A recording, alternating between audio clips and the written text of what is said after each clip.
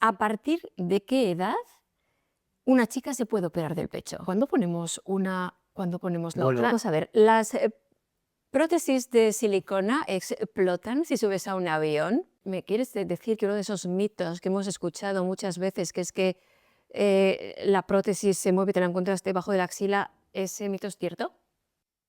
Hola amigas, hoy vamos a hablar de la operación de cirugía estética más demandada por las mujeres, que es la operación de aumento de pechos. Es la más demandada y sin embargo de la que menos información existe, al menos información rigurosa y veraz. Por eso hoy he querido contar aquí con el doctor Javier Castro. Muy buenas tardes, buenas gracias tardes.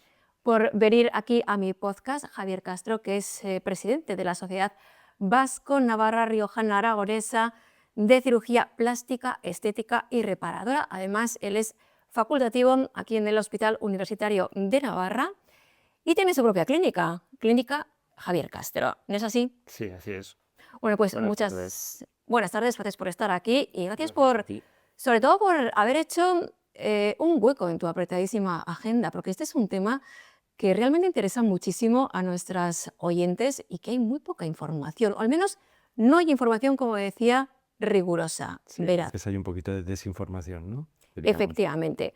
Bueno, pues enseguida empezamos, pero antes yo quería recordaros a todas que por favor le deis al botón de suscribirse y también que le deis a la campanita, porque eso quiere decir que cada vez que yo suba un podcast lo vais a recibir en una notificación. Bueno, y ya empezamos. Doctor Castro, de todas las cirugías estéticas que se pueden hacer, la de pecho es la más demandada y cada vez a una edad más temprana. De hecho, yo veo que hay chicas muy jóvenes y cada vez más jóvenes. ¿A partir de qué edad una chica se puede operar del pecho?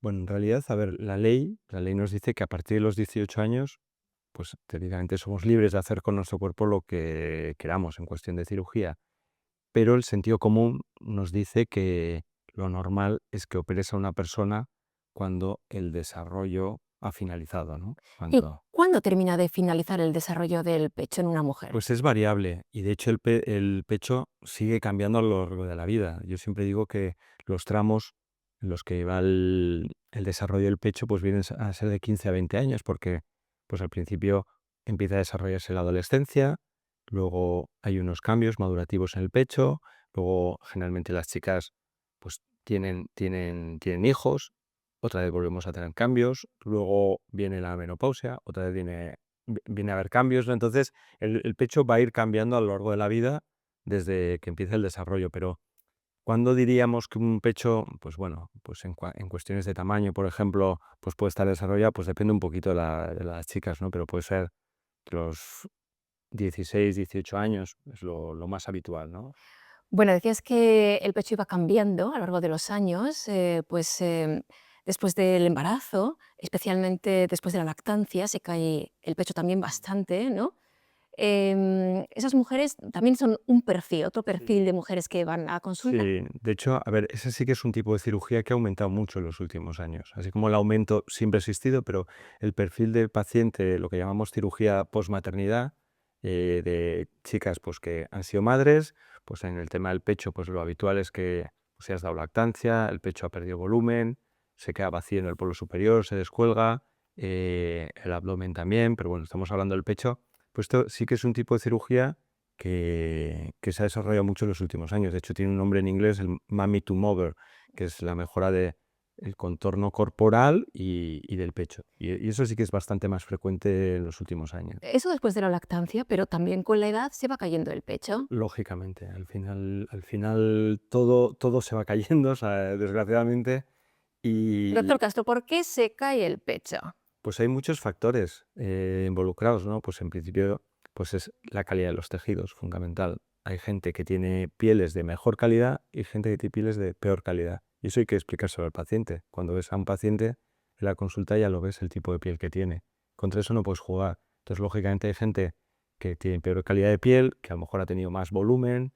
Entonces, influye la calidad de la piel, volumen, el tiempo de lactancia, son mil factores que hacen que hay mujeres que no se les cae o se les cae muy poquito y otras pues que se les descuelga más. ¿El pecho de qué está formado? ¿De músculo? ¿Qué es el pecho? ¿Es músculo, es No, grasa? ¿De no, qué está formado realmente el no, el pecho? pecho, bueno, tiene una envoltura de piel Ujú. y luego el tejido que rellena esa envoltura de piel es tejido graso y tejido glandular. Cuando las mujeres son más jóvenes, la mama es predominantemente más fibrosa, más glandular y conforme van pasando los años, con los cambios hormonales, el desarrollo, etcétera, va sustituyéndose ese tejido glandular más fibroso por un tejido más graso, menos consistente, que tiende más a descolgarse.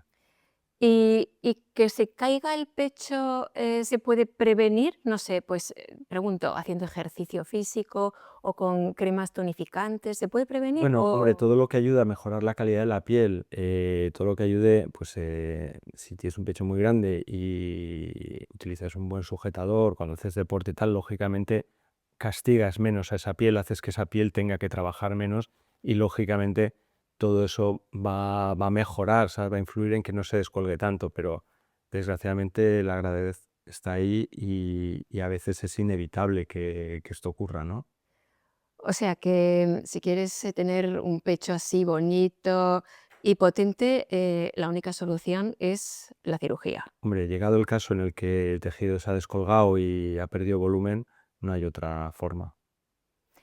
¿En qué consiste la cirugía? ¿Qué técnicas hay? Hay diferentes vías de abordaje en función también de la forma del pecho y demás, pero bueno, Y la más utilizada, y a mí personalmente la que más me gusta, es por el surco submamario, por varios motivos. Primero, pues porque es una técnica que es poco invasiva.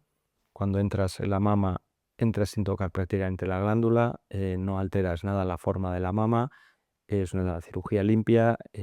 Si en un momento dado hay que recambiar el implante, lo puedes hacer por esa misma vía de acceso. Es quizá la vía más utilizada. vale, pues, esta técnica está indicada para ¿qué tipo de pechos, qué tipo de mujeres? Pues casi, yo diría un pecho que tiene una forma bonita, simplemente tiene poco volumen. No hay que modificar la areola ni hay que modificar otras cosas, simplemente darle volumen. Bueno, la otra técnica.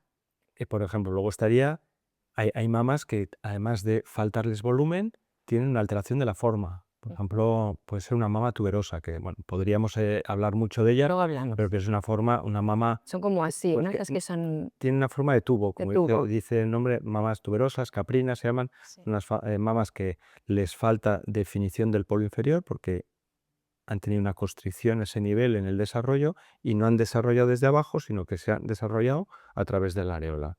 Bueno, en esos casos hay que añadir otras cosas, hay que hacer, aparte de lo clásico del aumento, pues hay que remodelar la glándula, hacer una serie de trabajos extras sobre la glándula. ¿Se puede levantar el pecho sin utilizar prótesis? Sí, sí, sí, sí. Es la maxtopexia, ¿no? La mastopexia es la elevación del pecho. Ajá. Y esta elevación del pecho la puedes hacer con o sin implantes. Hay gente que tiene tejido mamario, pero tiene la mama descolgada y con su propio tejido de mamario puedes crear como algo así como un implante de su propio tejido. Pero lo más importante es que esta técnica ya no es una técnica que puedas hacer por un cortecito de 4 centímetros o 5 en el surco submamario o en la areola, sino que como tienes que remodelar la piel, hay que añadir cicatrices, que generalmente suelen ser una cicatriz alrededor de la areola, que baja hasta el surco y generalmente se prolonga un poco por el surco submamario. ¿Y estas cicatrices pueden producir queloides? Pueden producir queloides, sí. Cualquier cicatriz en el cuerpo puede desarrollar un queloide, pero no es lo habitual. Lo normal es que no desarrolles un queloide. Es un porcentaje bajísimo. Em, Decíamos que había varias técnicas. Una era la que más te gustaba, que era la del tejido submamario, ¿no? Decíamos que otra, la de la aureola. Y luego la tercera técnica era, bueno, introducir la prótesis a través de la axila, ¿no? ¿En qué caso está indicado esto? Bueno, también tiene que ser una mama de forma normal, que tenga una forma normal, que no haya que hacer grandes modificaciones, no haya que hacer modificaciones. Realmente las indicaciones serían bastante parecidas a las indicaciones del aumento por el surco submamario. ¿Eh? Bueno, pues ya tenemos las tres técnicas. esos cortes que tiene que hacer la persona que quiere hacerse ese aumento de pechos. ¿Y ahora qué hay que hacer? Bueno, pues introducir las prótesis, ¿no? Primera pregunta, ¿de qué material están hechas esas prótesis? Bueno, pues la mayoría de los implantes, los más habituales, son prótesis de silicona, ¿vale? Son una bolsita de silicona con una cubierta de silicona. También hay implantes que están hechos de silicona y tienen una cubierta de poliuretano, por ejemplo. Ahora hay implantes de suero, también siempre han existido. Son menos habituales, pero implantes rellenos de suero con una envoltura de silicona. Casi siempre las envolturas suelen ser de silicona. Hay implantes, incluso un material que se llama borosilicato. Pero bueno, lo más habitual, el más popular y el que se utiliza en el 99% de los casos son implantes de silicona. Javier nos ha traído unos implantes. Javier, ¿nos los puedes enseñar, por favor? Espérate. Un segundito, que ahora vamos a ver esos implantes, cómo son, que el doctor Castro los ha traído aquí en una bolsa. Bueno, hay un montón, estoy viendo. 1, 2, 3, 4, He traído un 5. montón. Yo pensaba que había, He traído un yo montón. pensaba que había solamente 2 tipos de implantes. Ahí va, hay Bueno, más. mira, he traído un montón de implantes A ver, simplemente vamos a enseñarlos todos. para que veas un poco. Mira, no sé. No, es que ese está roto para que veas. Hasta Lo he traído un poco para que veas un poco la evolución de los implantes también. Vale, vamos a Mira, enseñarlas. Vamos a ver. mira, esto sería cómo empezaron los implantes. Vamos. Estos eran los implantes primeros que se Perdón, Javier, utilizaban. te lo voy a enseñar aquí para que se vea bien. Mirad, este es un implante. Este es un implante pues como de hace 40 o 50 años, A ver, ¿vale? ¿cómo O quedaría? sea, no tiene nada que ver con los que se hacen ahora. Estos eran implantes que tenían una cobertura lisa y era... No, Qué sensación, ¿no? eso es porque he traído uno roto y a lo mejor por eso hemos tantos en la bolsa. Esto era como eran los implantes antes. Vale. Eran implantes de cobertura lisa, Ay, bueno, sí. con geles no cohesivos, es decir, este implante cuando se rompía la silicona se salía, era líquida, ya lo ves, que no tiene forma. Sí. Y poco a poco la silicona fueron creando implantes con geles que se llaman más cohesivos, más como una gominola. Pues esto ha ido como evolucionando, ¿no? Eso es, más como una Es gominola. verdad, tiene textura de gominola. Es Claro, verdad. entonces un implante de este tipo y he traído uno. Pero esto es más duro, ¿no? Sí, entonces estos implantes, lo he roto para que lo veáis. Estos implantes cuando se rompen la silicona no se sale, es como una gominola, salvo que aplastes esto y se salga de la cubierta, pero entonces es como fueron evolucionando, si fueron haciendo geles más cohesivos, ¿vale? Ujú. Y Entonces, también cambiaron las cubiertas.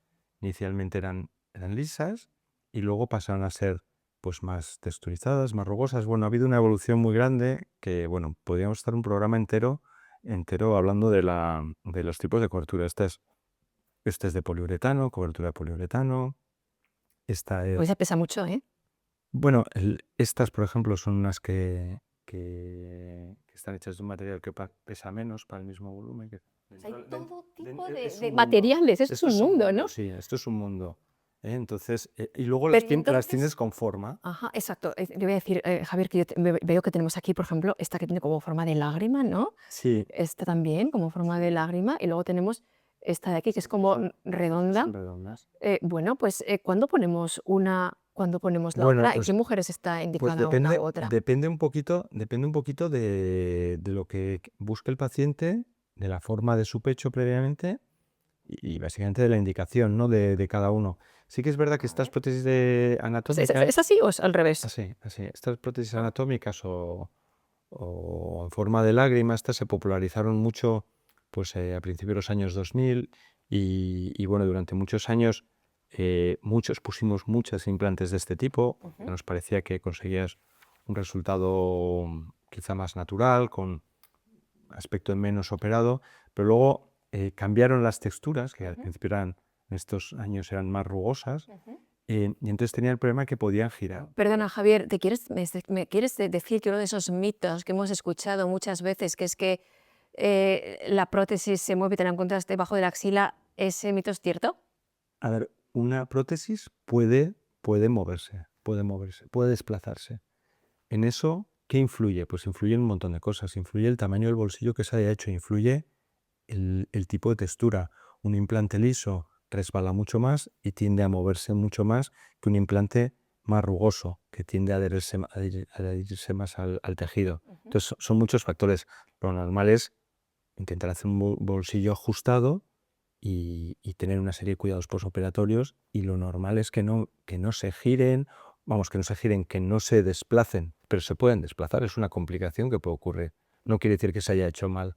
Pues imagínate una persona que duerme siempre de un lado y mientras se va haciendo la cápsula o la forma de la mama después de operada sigue durmiendo de ese lado, pues la prótesis se puede desplazar. O sea, al final no todos hacemos el mismo tipo de vida después de la cirugía y luego no todos tenemos los tejidos iguales. Entonces, una mujer que pues haga running, que haga fuerza, No, se puede desplazar. Sí, a ver, es una complicación que puede ocurrir. Ujú. Y hay que volver a colocarlo en su sitio. Habría que volver a colocarlo, sí. Operando. Habitualmente operando. No es lo normal, pero como toda cirugía, cualquier procedimiento quirúrgico puede tener complicaciones. Y esa pues podría ser una complicación. Pero no es lo normal, ¿no? No es lo habitual, sería una complicación indeseable, ¿sabes? Poco frecuente. Hay que llevar una serie de cuidados después de la cirugía, hay que saber muy bien el tipo de implante que pones, unos tienen más riesgo de desplazamiento que otros, y con eso es una complicación poco habitual. Bueno, ¿puede, por ejemplo, producirse que una mujer se ponga un implante y lo rechace, su cuerpo? A ver, un implante por sí es un material que es extraño, es un material extraño. Entonces el cuerpo lo que va a hacer es crear una bolsa alrededor de ese implante que se llama cápsula para aislar este implante del resto del cuerpo. Eso sería como una especie de rechazo fisiológico. Eso va a pasar siempre, en el 100% de los pacientes. 100% de los pacientes van a crear una bolsita alrededor del implante, igual un implante de mama que si pones una prótesis de cadera. Entonces, si creas una cápsula más grande de lo habitual, pues es lo que se denomina contractura capsular, que habrás oído hablar, que es una de las complicaciones que puede ocurrir, que por suerte pues pasa en un porcentaje muy bajito. Vamos a ver, ¿las prótesis de silicona explotan si subes a un avión? No, no explotan. Esto es un mito que vino de una noticia de los años, no sé si 80 o 90, ¿no? Que le pasó a una conocida Ana Obregón. presentadora de televisión que parece ser que se le rompió el implante. ¿Cuál es la explicación que creo yo que ocurrió en ese caso? En ese tiempo, en Estados Unidos había una moratoria por la cual se dejaron de poner implantes de silicona. Una moratoria durante unos años en Estados Unidos no se podían poner implantes de silicona y se ponían implantes de suero. ¿Qué pasa? Que si un implante de suero se rompe, se vacía completamente. Porque es suero.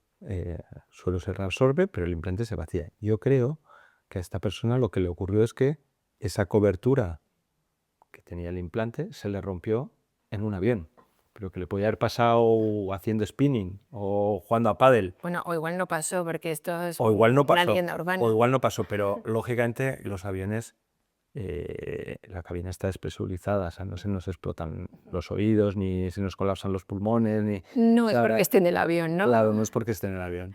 Bueno, decías que hay prótesis que están hechas de suero, ¿no? Sí. Otras de silicona. ¿Qué pasa cuando se rompe esa silicona? Decías que se quedaba ahí, pero ¿podría migrar? Pues mira, ¿Y el suero puede claro, migrar? no, ¿Podría el migrar? suero se reabsorbe. Las prótesis, como he dicho, esta es una prótesis, pues como puesta hace como... la puso mi padre, o sea, es como hace 40 años. O sea, alguien Yo le ha la- llevado esta Sí, prótesis. yo la he cambiado. Esta prótesis es una prótesis que ha llevado alguien y yo la he quitado. Está limpia, está esterilizada y tal. Pero entonces, estas prótesis cuando se rompían, como era muy líquido, Ajá. la silicona, pues tenía más facilidad para migrar. Estos implantes de geles más cohesivos, pues lógicamente la silicona se desplaza menos, pero también puede migrar. Lo que pasa es que lo habitual es que si un implante se rompe, todo esto se quede dentro de la cápsula. Hemos dicho que lo envuelve una cápsula de tejido, Ujú. que lo normal es que el contenido se quede mayoritariamente dentro de la cápsula. Pero puede migrar, puede vía sanguínea. Esto es una cosa como viscosa, es la silicona, ¿no? Aquí lo estáis viendo, chicas. Este es un gel. Es un gel, es como un gel. Bueno, entonces este gel, si se rompe esto, este gel puede migrar, como decías, ¿y dónde migra? Bueno, puede migrar vía sanguínea o vía linfática, como cualquier tejido del cuerpo, pero ¿Cómo se elimina esto del cuerpo? ¿O cómo el cuerpo elimina A esta ver, silicona? lo habitual es que un implante que está roto, la mayoría quede dentro de la cápsula. Entonces, si tú te enteras que tu implante está roto, no es una urgencia de decir, me lo tengo que cambiar mañana, es algo que tienes que decir, bueno, tengo que pensar que me lo tengo que cambiar en los próximos meses, ¿sabes? Me lo tengo que cambiar, me lo debería cambiar. No es, voy corriendo a urgencias porque esto es de vida o muerte. ¿Por qué? Pues bueno, pues porque puede ir a un ganglio y puede hacer un siliconoma, puede hacer un quiste. Entonces, lo suyo es cambiarlo, porque la silicona no es su lugar habitual, no es el cuerpo, pero no es una urgencia como tal, ni algo que haya que tener un miedo.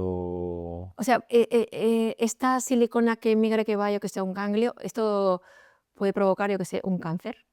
No, en principio no debiera, o sea, no es cancerígeno, pero no es su sitio, o sea, y de hecho si tú tienes un siliconoma que no te da problemas, pues tampoco es imperativo quitarlo, o sea, según la localización, a veces el riesgo-beneficio, hay que mirar el riesgo-beneficio de la cirugía, pero sí que si un implante se rompe, pues lo suyo es recambiarlo, como cualquier cosa, Ujú. como ¿Y cómo sabes que está roto? pues generalmente por pruebas de imagen. Habitualmente es una prueba de imagen, una ecografía, una resonancia, una mamografía la que te sugiere que el implante puede estar roto. Pero A pero veces un pero cambio de forma. pero la persona que lleva el implante, no se nota que se le ha roto, ¿no? Habitualmente no. Puede cambiar algo la forma en algunos casos, pero muchas veces no. Muchas veces es un hallazgo fortuito. Con lo cual habría como que, revisarse esas Sí, prótesis. sí, hay que hacer un seguimiento. Sí, hay que ¿Y hacer cada un cuánto? ¿Hay que hacer cada año? ¿Hay que Cada año, cada 2 años, hacer una prueba de imagen sería lo ideal. Sí. una Depende de la edad también, depende de la edad del paciente, ¿no? Pero, una resonancia, una ecografía para a ver ver, el estado de las prótesis? la prueba más específica para ver una rotura es la resonancia, pero lo habitual es que con una ecografía se pueda ver y es mucho menos invasivo, mucho más sencillo y demás. ¿Y cada cuánto habría que cambiar, Pues los implantes? ahora mismo no hay consenso. Con este tipo de implantes se venía a decir, estos que se ponían hace 40 años, Sí. que eran 10 años, y ahora pues no se sabe, es cuando esté roto. Pero puede haber gente que los lleve 20 años y sigue sin estar roto, y en ese caso no hay que cambiarlo. O sea, 20, 25, 15, no se sabe. No se sabe. Depende de la calidad del implante, pues yo creo que hay que optar por implantes de buena calidad, marcas reconocidas y, Pero no producen cáncer de mama, ¿no? la rotura no produce cáncer de mama. A ver, hace unos años se describió una enfermedad que era una enfermedad linfoproliferativa, que era un linfoma de bajo grado, es decir, de poca agresividad, que parecía que estaba relacionada con ciertos tipos de textura de ciertas cubiertas de la mama, unas cubiertas más macrotexturizadas, más rugosas, y bueno, pues esto fue realmente un bombazo, ¿no? Porque era una cirugía con muy poca tasa de complicaciones o complicaciones menores, ¿no?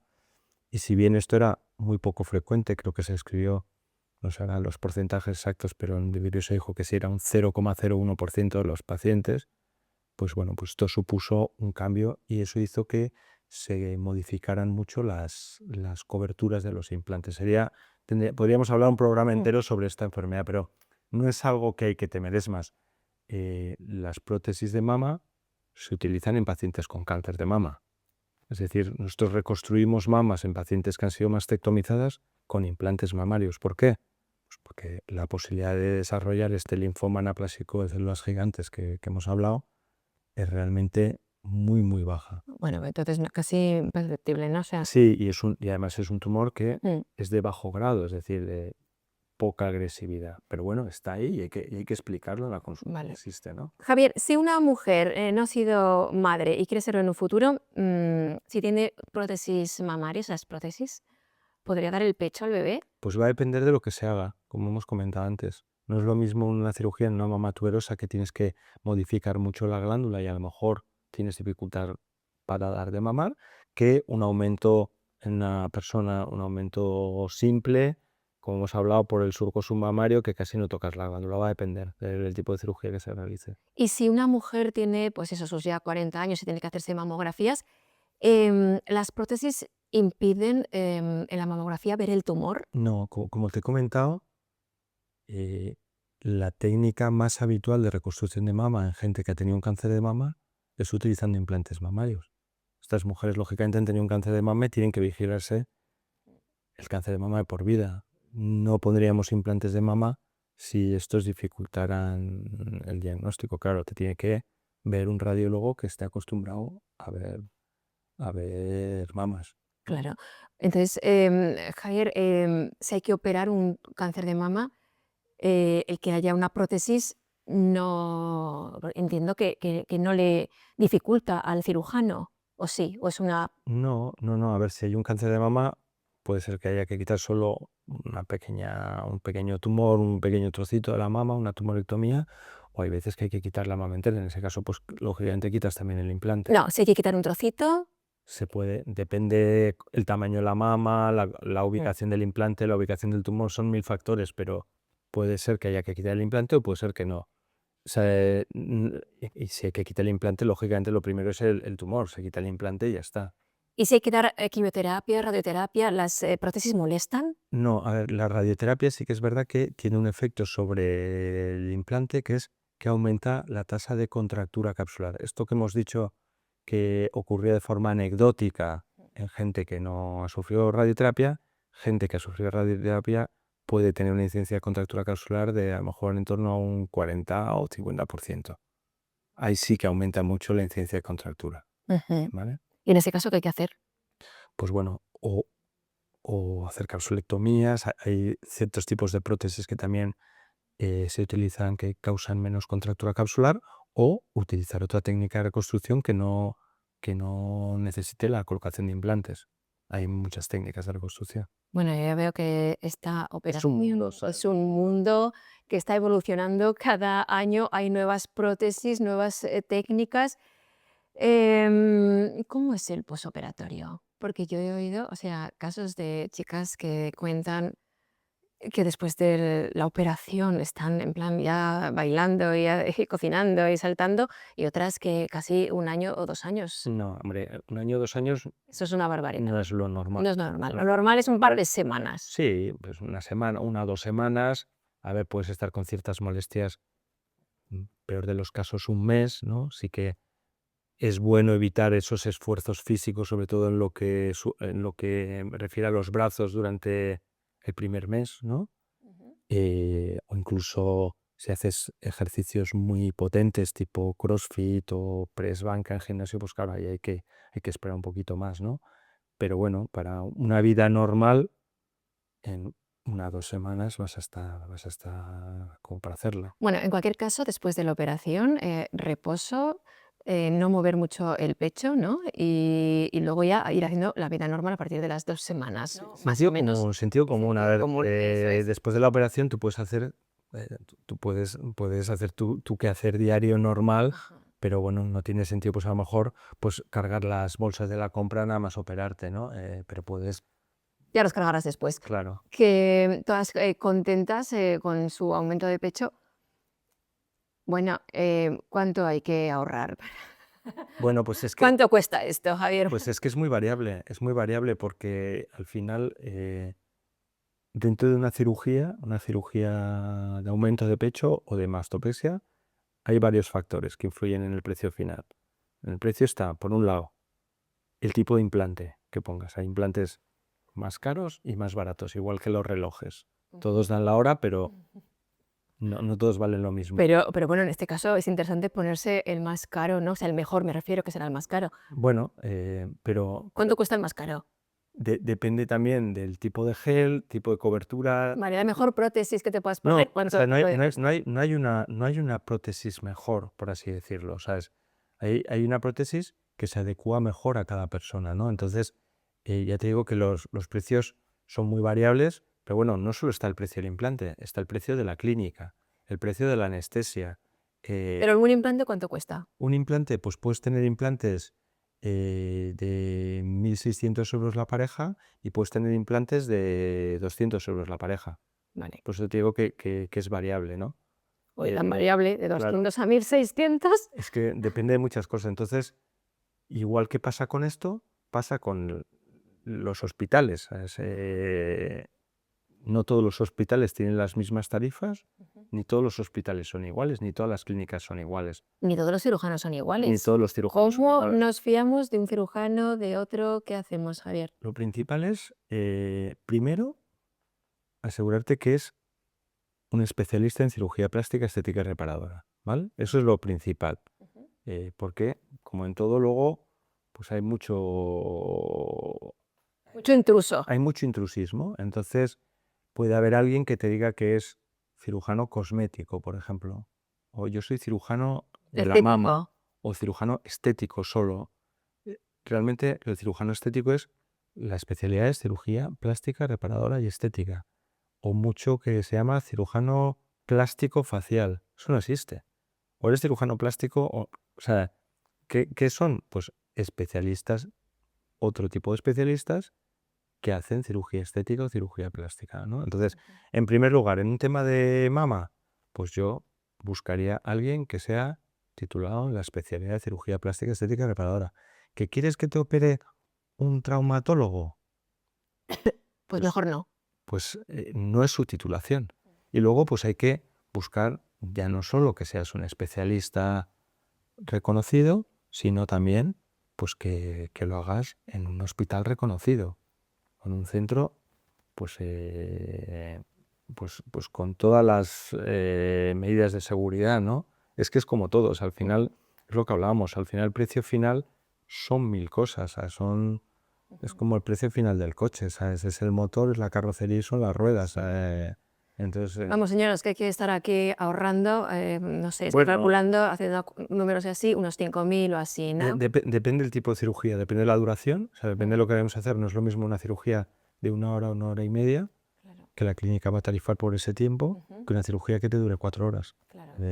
Igual con los honorarios médicos, no Sí. van a ser los mismos los de 1 hora de trabajo que 4 horas, ¿no? Depende, como hemos comentado, que la cirugía mamaria es amplísima, entonces no se puede meter en un cliché, no es como el kilo de manzanas, ¿no? Que dices, "Oh, un kilo de manzanas vale esto", pues tampoco, ¿no? Porque la Golden te valdrá no sé cuánto, la no sé cuánto, ¿sabes? Hay que personalizar. Hay que personalizar, individualizar, efectivamente. Bueno, Javier, llevamos aquí, bueno, más de 50 minutos hablando sobre las prótesis mamarias, sobre la cirugía de pecho. Qué interesante, qué mundo más amplio, es apasionante, ¿no? Sí, la verdad es que, a ver, la especialidad, nosotros tenemos la suerte de tener una especialidad maravillosa porque, a ver, la cirugía estética no es una cirugía de la frivolidad, como puede pensar la gente. O sea, esto no se lo hace la gente por frivolidad, se lo hace la gente que se quiere sentir mejor, ¿no? Y lo importante es, pues, saber que la persona tiene unas ideas claras, tiene unos objetivos y unas expectativas realistas y quiere algo normal. Y en esos casos, pues el 90 y tantos % de los pacientes pues van a estar satisfechos. Entonces, en ese sentido es una cirugía súper agradecida que mejora mucho la calidad de vida, ¿no? Y no hay que juzgar a la gente porque se someta a una cirugía estética. Cada uno se puede ser feliz de muchas formas. Tú tienes que buscar, pues eso, tu salud mental, ¿no? Y si tú no te ves bien, pues porque tienes una desproporción por algo y tienes un estado de salud bueno, ¿por qué no te vas a operar? Pues hay gente que se opera el menisco porque le gusta hacer monte o le gusta esquiar, pues lógico, pues siempre y cuando sea algo razonable, ¿no? Hay que operarse si uno quiere, pero después de tener toda la Eso, información. o sea, hay que informar de todo, de los pros, los contras, las posibles complicaciones, que como en todo las pueda haber, y a partir de ahí, con toda esa información, Pues uno decide, me interesa, no me interesa, me apetece. Bueno, ya hemos dicho que las complicaciones las hay, pero que están en un porcentaje muy son pequeño, muy ¿no? bajos. A ver, no nos dedicaríamos a esto si al final pensáramos que la posibilidad de una complicación grave es alta, pues directamente no aconsejaría una cirugía estética, lógicamente, ¿no? El primero que no quiere complicaciones es el cirujano, Claro. porque al final tú no quieres problemas, ¿no? En cualquier caso, Javier, si hay alguna complicación, se puede arreglar. Se puede arreglar y hay que estar ahí para intentar solucionarla. Eso es lo importante, ¿no? Ujú. Dar información y luego estar ahí. Pues muchísimas gracias, porque realmente esta es una operación de la que tú buscas en internet y tampoco hay información clara, veraz, rigurosa. que te explican todo como lo has explicado tú aquí. Bueno, pues porque al final hay mucho interés, hay mucho mercado, hay mucho dinero de por medio y entonces, pues cuando ocurren estas cosas, pues a veces la información no es tan clara como debiera, ¿no? Se desvirtúa un poco, pero bueno. Bueno, pues aquí en el podcast de Conchín tenéis una información clara y rigurosa, porque aquí no hay ningún interés, no gana un céntimo, y creo que el doctor Javier Castro tampoco, que tiene una lista, vamos, que ya os he dicho que ha hecho un hueco en su apretadísima agenda, que es imposible, casi imposible poder contactar con él. O sea, me refiero a tenerlo aquí porque está siempre trabajando y siempre ocupándose de sus muchísimas y muchísimas pacientes. Así que, bueno, yo mi recomendación, don Javier Castro, que yo no me he operado de nada. No te hace falta. Bueno, no sé, pero si me tuviera que operar, pues hablaría contigo y me operaría, porque ya, no sé, como que se me ha quitado un poco el miedo, ¿sabes? Bueno, pues ya está, de eso se trata, Sí. de información clara. La información clara. Yo no sé cuál de todas estas elegiría. Esta me ha gustado, por ejemplo. El color, ¿no? El color no, la forma. Me ha gustado la forma, ¿no? No, pero como te digo, hay que A al ver, final estudiar. hay que estudiar cada caso, sí, no se elige por colores. Bueno, tampoco tengo un duro, o sea que no me... Tendría que estar ahorrando durante, yo qué sé, me darían los 70 años. No, hombre, no, que tampoco es para tanto. Muchísimas gracias. Muchas gracias por invitarme y porque hayamos pasado este rato tan agradable. Claro que sí. Por cierto, que como hay tanto interés en estos temas, pues he decidido hacer una serie de podcasts. Hoy hemos hablado del aumento de pecho, pero en próximos podcasts hablaremos de la blefaroplastia, que es otra operación que está ahora muy demandada, que es decir, cuando se quitan las bolsas, cuando se quita el párpado también, ¿no? La piel. La piel, ¿no? Y se quedan los ojos así como más bonitos, más luminosos. A veces quedan raros, tengo que decirlo. Bueno, si se hacen bien, no debieran. No debieran. Bueno, a mí es que me da un poquito de miedo las operaciones, porque a veces, bueno, acabo de ver a Jorge Javier Vázquez, parece otro, o sea, dan como un poquito de miedo. Pero bueno, hay que buscar, por eso, hay que buscar la naturalidad, en primer lugar, buscar el profesional correcto, el adecuado, ¿no? Eso es. Pero sobre todo, pues eso, la naturalidad. Y eso, pues depende también mucho de los gustos personales, ¿sabes? También. Eso es. Y luego también hablaremos de la rinoplastia, que es otra operación súper demandada, es así, doctor Castro, Sí. y cada vez más, ¿no? Y en esa sí que ha habido grandes novedades en los últimos años. Sí. Muy bien. Y de los liftings faciales, que ahora abres Instagram y están todas así, con los liftings faciales, esa me da un poco de miedo a mí personalmente. Bueno, pero me voy a tener que mudar a tu casa para hablar de tantas cosas. hablaremos de todo esto, pero será en próximos podcasts, porque iremos poco a poco. De momento, aquí os dejamos toda la información sobre el aumento de pechos. Ya sabéis, por favor, suscribiros a mi canal de YouTube y darle a la campanita, porque cuando tengamos estos nuevos podcasts, pues os irá avisando pues la aplicación de YouTube. Hasta entonces, que tengáis pues unas buenas semanas. Adiós. Adiós.